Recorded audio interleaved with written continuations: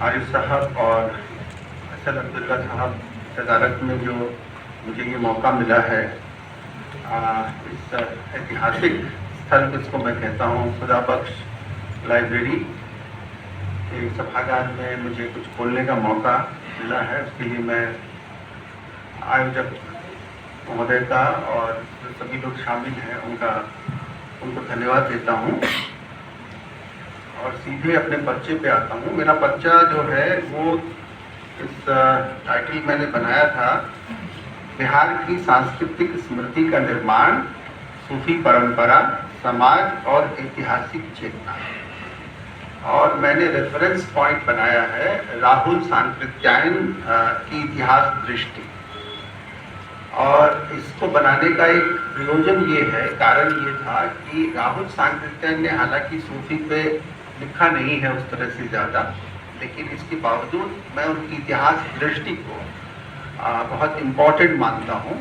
जो मेरा main concern है इस पूरी बातचीत में वो है कि कैसे हम एक सांस्कृतिक स्मृति को केंद्र में रख करके बात करें आज के समय में, जबकि ये कहा जा रहा है कि ये बेवक्त की रागिनी है। और हम कल सुन चुके हैं, कहा गया कि ये समय ऐसा है कि जब लोग सुनेंगे लेकिन ऐसा लगेगा कि ये बेवक्त की रागिनी है। मैं शुरुआत एक पॉजिटिव नोट से करना चाहता हूँ। इम्पैक्ट जो है वो सूफी भक्ति मूवमेंट का किस तरह से हमारे साहित्य में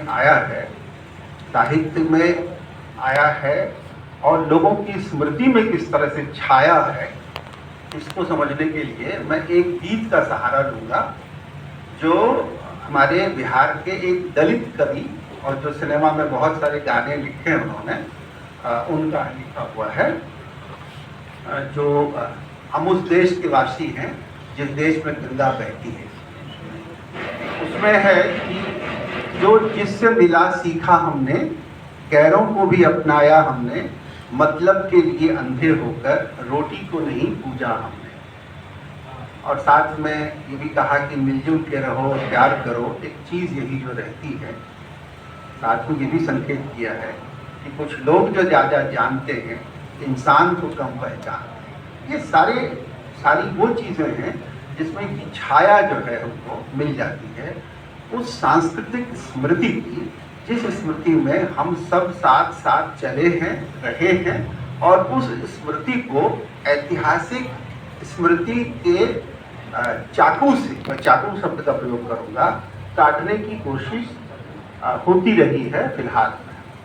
तो ये जो इतिहास का चाकू चला है, जानबूझ के मैं इसका प्रयोग कर रहा हूँ, और वो ऐतिहासिक स्मृति जो है खंडित होती गई है, उस संदर्भ में ही मैं अपनी बात को रखना चाहूँगा। और तब ये लगेगा कि ये बेवक्त की रागनी नहीं है, ये ज़रूरी काम है इस समय, जबकि हमको उस ऐतिहासिक स्मृति को और उसके बारे में हम लोगों को बात करनी चाहिए।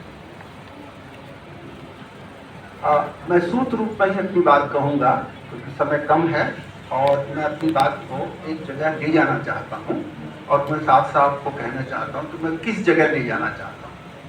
वो जगह ये है कि हम लोग एक तरह से ये मानते हैं कि हिस्ट्री ही हमको गाइड कर सकती है, और मेरा ये मानना है कि हिस्ट्री जो है वो मिसगाइड करने का काम कर रही है। और हमारी जो सांस्कृतिक स्मृति है वो हमें इस बहुत कठिन दौर में हमारे लिए एक तरह से रियल गाइड का काम कर सकती है।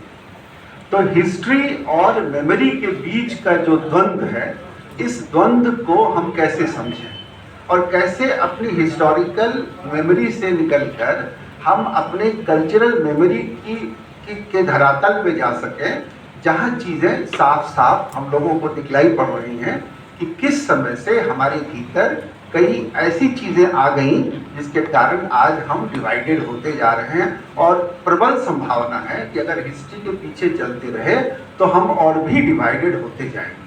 ये मेरा अपना मानना है, आप इससे असहमत हो सकते हैं। और इस मामले में हमारे एक इतिहासकार है रणजीत गुहा। रणजीत गुहा आप जानते हैं सबाल्टर्न स्टडीज़ के बहुत मतलब शुरुआती दौर के एक तरह से गुरु टाइप के रहे हैं, और उन्होंने ही एक मूवमेंट शुरू किया था जिसमें उन्होंने सबऑर्डिनेट क्लास की हिस्ट्री के आधार पर एलिट हिस्ट्री को काटने की कोशिश की थी और उसमें बहुत सारे सवाल खड़े किए थे। लेकिन मुझे इस बात पर थोड़ा आश्चर्य हुआ कि जीवन के अंतिम समय में उन्होंने 20 वर्षों तक सिर्फ और सिर्फ बांग्ला में लेखन किया, और उससे भी ज़्यादा ताज्जुब मुझे तब हुआ जब उन्होंने कहा कि मुझे अपने अतीत में लौटने के लिए अगर किसी गाइड की ज़रूरत पड़ेगी तो मैं इतिहासकार के पास नहीं जाऊंगा, मैं कवि के पास जाऊंगा। तो ये थोड़ी चौंकाने वाली बात मुझे लगती है कि आखिरकार क्यों इतिहास में जाने के बजाय कवि के पास जाने की ज़रूरत सबाल्टर्न स्टडीज़ के सबसे महत्वपूर्ण व्यक्ति को महसूस होती है जब वो 80 साल के 79 साल के होते हैं। और ये वो निष्कर्ष है जिसने कि मुझे प्रेरित किया कि हम अपने हिस्टोरिकल नॉलेज की सीमा को समझें, और इस कारण से मुझे ये बात कहने की इच्छा हो रही है कि जब तक हम कल्चरल मेमोरी के उस धरातल को नहीं पकड़ेंगे तब तक हमारे लिए गुंजाइशें कम होती जाएंगी और हमारे लिए मुश्किलात बढ़ती जाएंगी। देखिए, इतिहास में कुछ लोग जो ज़्यादा जानते हैं उसका दबदबा रहा है, और वो मॉडर्निटी का दबाव रहा है, और मॉडर्निटी हाल फिलहाल की चीज़ है, जबकि हमारी सांस्कृतिक स्मृति बहुत लंबी परंपरा का फल है। इसलिए हम इस बात को ध्यान रखें कि हमारे पास ऐसी दृष्टि हो जिसमें कि ये सिर्फ इतिहास में क्या हुआ है इसको याद करने के लिए प्रेरित न करे, बल्कि समाज ने अतीत को कैसे याद रखा है, ये जो रिमेम्बरेंस है और उसकी जो पॉलिटिक्स है और उसकी जो बातें हैं उसको ध्यान में रखा जाना चाहिए।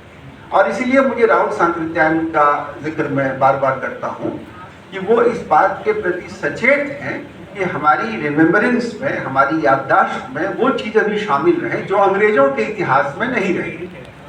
और बेसिकली हम लोग इतिहास जो है अंग्रेज के हिसाब से पढ़ते रहे हैं, हम इसको माने या ना माने। मेथोडोलॉजी के स्तर पर इतिहास की अपनी सीमा ये है कि हमको उन चीज़ों के बारे में ही मालूमात करने की इच्छा होती है जिसको हम वैलिडेट कर सकते हैं। और कल भी ये बात आई थी कि हमारे जो टेक्स्ट हैं वो टेक्स्ट ही हमको अच्छी तरह से पहले वो बनाने पड़ेंगे, जांच करने पड़ेंगे, वैलिडेट करने पड़ेंगे, उसके बाद ही हम बातचीत कर सकते हैं। जबकि मेरा ये मानना है कि ये जो समझ हमारी है कि हम टेक्स्ट से इतिहास के सच की तरफ बढ़ेंगे, ये समझ भी हमारी जो है यूरोपीय समझ के हिसाब से ही तैयार हुई है। टेक्स्ट में नॉलेज नहीं है, टेक्स्ट से नॉलेज नहीं है, बल्कि उसकी जिस तरह से हमारे भीतर रिसेप्शन रही है, हमने जैसे अपने समाज में उस टेक्स्ट को समझा है और उसके भीतर बहुत सारी चीज़ों को पैदा किया है, उन परिवर्तनों के बीच में से हमारी कल्चरल मेमोरी तैयार होती है। टेक्स्ट जो है उसकी जो समझ होती है वो एक टेक्निकल विषय है। उस टेक्निकल विषय पे हम जाएंगे, टेक्सचुअल एनालिसिस करेंगे और उसके बाद हम उसकी एक तरह की व्याख्या करेंगे। ये एक्सपर्ट लोगों का काम है, मैं उसको छोटा नहीं कर रहा हूँ, मैं उसकी महत्ता को समझ रहा हूँ। क्योंकि हमारे यहाँ अभी कुछ दिन पहले एक विदेशी विद्वान है जो इंग्लैंड में पढ़ाते हैं, वो बता रहे थे कि अमीर खुसरो का टेक्स्ट जो है जिस पर हम बात करते हैं वो जो है वो सही नहीं है, वो वैलिडेट नहीं किया जा सकता है, आदि आदि। इस तरह के बहुत सारे उदाहरण दिए गए हैं और कहा गया है कि हमारे भीतर हम जिन चीज़ों की चर्चा करेंगे पहले उसको जो है हम तय करेंगे कि ये ऑथेंटिक है कि नहीं है। अरे विद्यापति, तुम अपना टेक्स्ट पहले लाओ तब हम विद्यापति की बात करेंगे, या फिर लोगों ने विद्यापति को कैसे याद रखा है उसके आधार पर हम विद्यापति की बात करेंगे। ये हमारे सामने एक सवाल खड़ा होता है और इस क्रम में मुझे ये कहने की ज़रूरत होती है कि हमको इतिहास के पार भी जाने की ज़रूरत पड़ सकती है। मैं एक उदाहरण देता हूँ जिससे आप इस बात ये जो कितनी मुश्किल पैदा कर रही है हमारे लिए उसको समझा जा सके।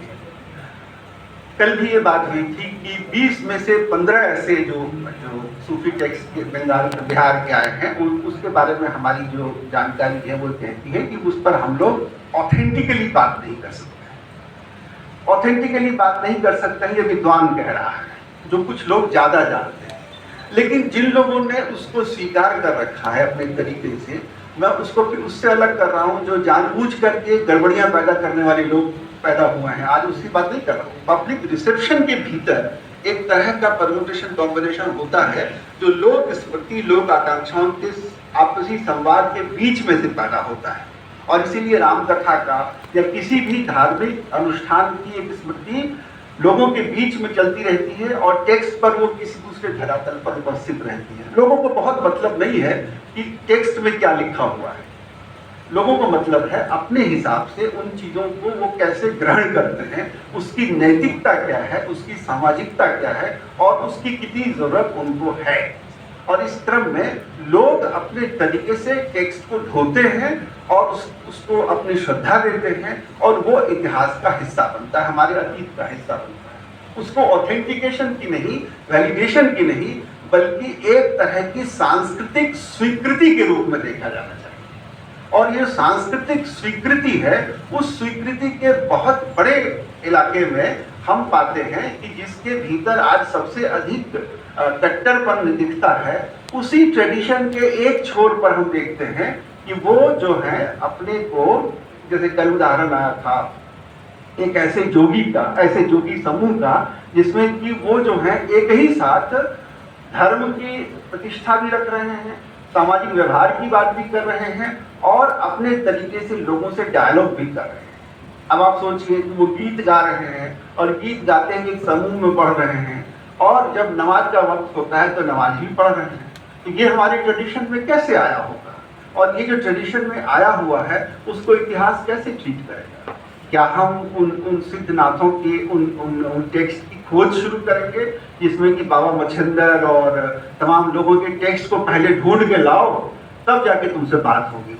सिनेमा का डायलॉग है ना, पहले उसको लेके आओ तब जाके हम तुमसे बात करें। दीवार सिनेमा का वो डायलॉग है। मुझे लगता है कि इस तरह की मांग रखना जो है वो सही नहीं है। और इसलिए सही नहीं है कि लोग जो हैं अपने तरीके से अपनी बातों को याद रखते हैं और इस याद रखने के क्रम को, इस बात को, उसके डायनेमिक्स को समझने के लिए इतिहास को अपने स्रोतों का विस्तार करना होता है और करना चाहिए।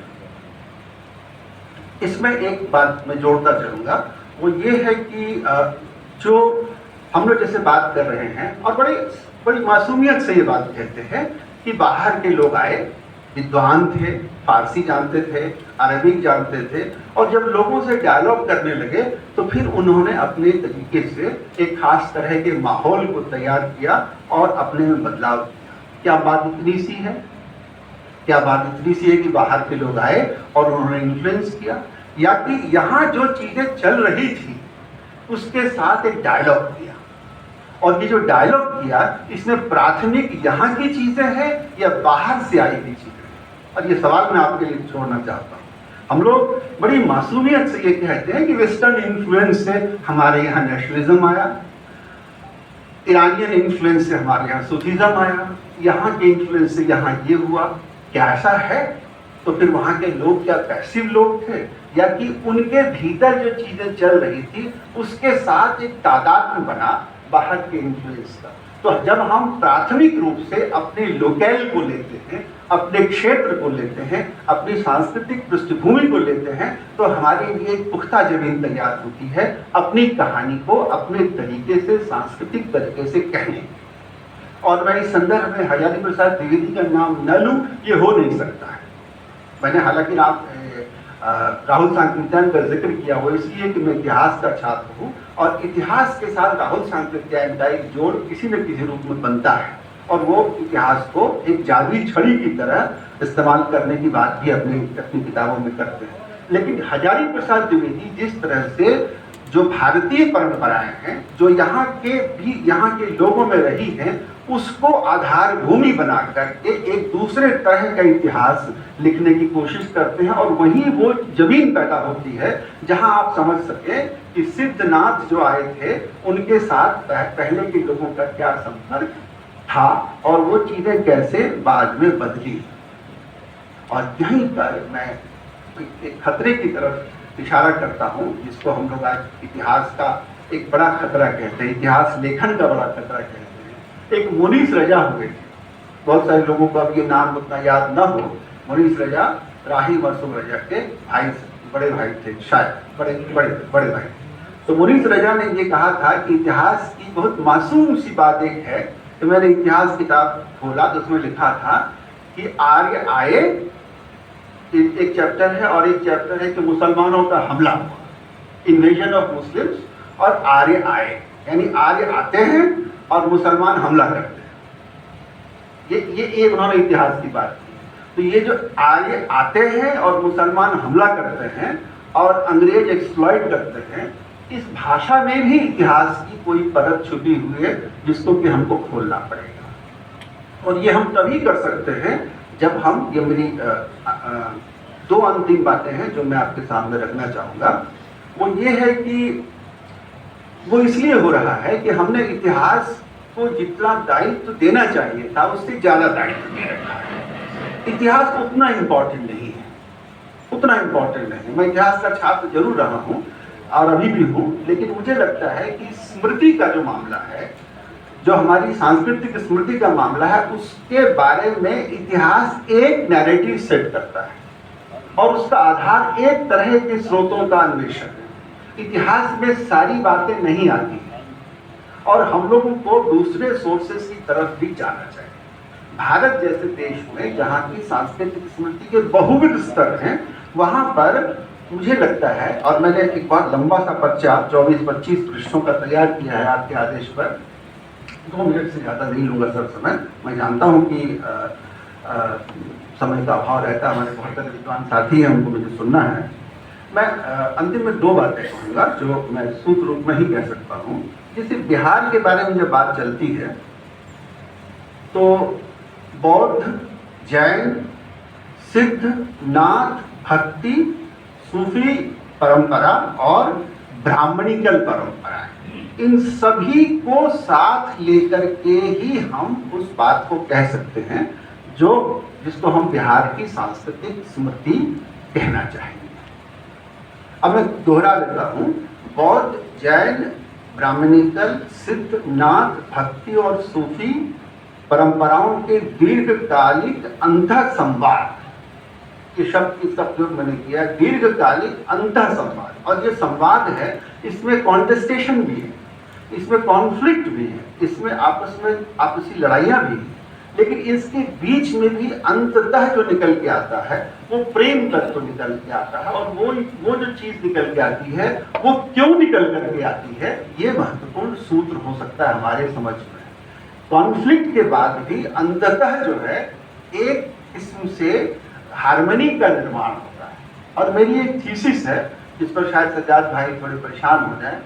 1919 के खिलाफत आंदोलन तक या 20 के खिलाफत के आंदोलन तक आपसी जितनी भी रंजिशें रही हों, जितने भी आक्रमण होते रहे हों, लेकिन कभी लोगों के दिमाग में ये बात नहीं आई कि हम लोग साथ में नहीं रह सकते। ये ध्यान दीजिएगा, हिंदू और मुसलमान साथ में नहीं रह सकते हैं। ये बात तमाम लड़ाइयाँ, इन्वेजन और तमाम चीज़ों के बाद में भी नहीं रही, लेकिन 20 से 40 के बीच में इस देश में एक अजीब सी बात हो गई कि 40 में ये कहा गया कि मुसलमान जो है हिंदू के साथ नहीं रह सकता। तो ऐसा तो कुछ हुआ होगा 20 और 40 के बीच में, वो क्या हुआ होगा, ये मैं एक सवाल आपके सामने छोड़ता हूँ। और मैं इस बात में मेरी एक थीसिस है कि पॉलिटिकल, आइडियोलॉजिकल जब चीजें हम इसमें लाते हैं तो सांस्कृतिक एकता के स्वर गौण होने लगते हैं। अर्थतंत्र, पॉलिटिक्स, ये सब चीजें जब आती हैं तो चीजें सांस्कृतिक पीछे चली जाती है और पॉलिटिक्स सामने आ जाती है। और जो पॉलिटिकल हिंदुइज्म है, जो पॉलिटिकल आइडियोलॉजिकल हिंदू या इस्लाम है, ये डिवाइड ही करेगा अंततः। और इसीलिए मैं कहता हूं कि अगर हमारी कोई संभावना बची है तो वो वही है जिसमें कि हम अपनी संस्कृति को, अपनी उस सांस्कृतिक यात्रा को एक दूसरे धरातल पर ले जाएं और इतिहास की पकड़ से उसको स्वाधीन करें, इतिहास की जकड़ से उसको स्वाधीन करें मैं इतिहास विरुद्ध नहीं हूँ, लेकिन इतिहासकार को अपनी सीमा समझनी चाहिए। संस्कृति के जो बहुत सारे तत्व होते हैं, उन तत्वों में बहुत सारी चीज़ों को इतिहास पकड़ने में सहायक होता है, लेकिन बाकी चीज़ों को के लिए हमको साहित्य में, यहाँ तक कि दर्शन में और सबसे अधिक लोक परंपराओं में जो प्रैक्टिसेस हैं, जो हमारी रिलीजियस प्रैक्टिसेस हैं, एक रिलीजियस टेक्स्ट है, एक रिलीजियस प्रैक्टिसेस है। प्रैक्टिसेस के लेवल पे बहुत ज़्यादा आदान प्रदान की संभावना पैदा होती है।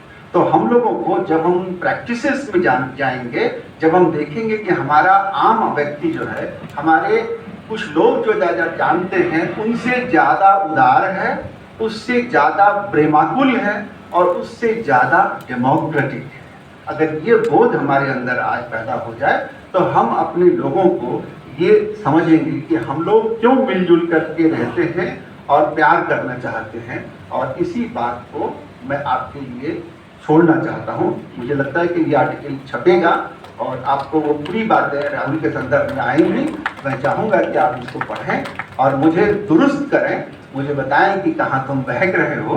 मेरी उम्मीद है कि मेरी सदिच्छा पर आप डाउट नहीं करेंगे और मैं चाहूँगा कि हम लोगों का जो डायलॉग हो वो मल्टी लेयर डायलॉग हो, ताकि हम इस समय जो सोचें वो हमारे समाज के भी काम आए, सिर्फ एकेडमिक डिस्कोर्स का मामला वो ना बने। Thank you very much. Question नहीं, मन ठीक है।